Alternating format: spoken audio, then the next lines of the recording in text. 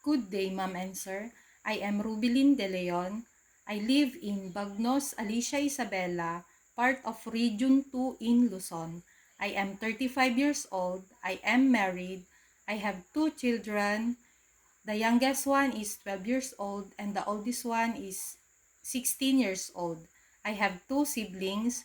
My parents will look after my children while I am working there in Singapore.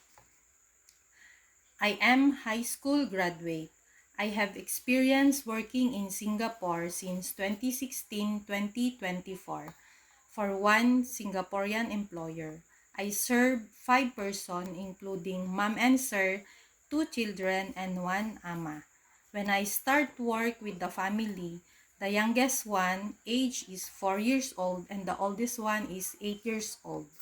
My main duty is to take care the 2 children and ama, preparing their breakfast, sending and fetching them from school.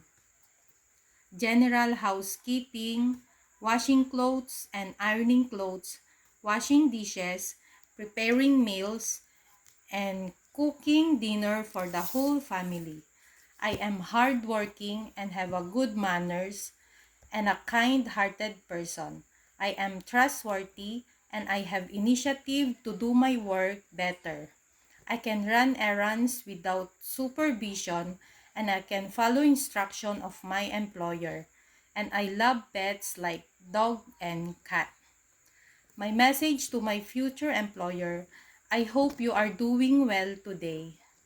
Please hire me to be your domestic helper.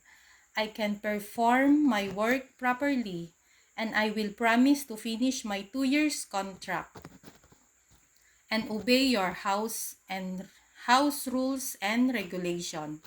Thank you very much. I hope I will join your family soon and may the God bless us all.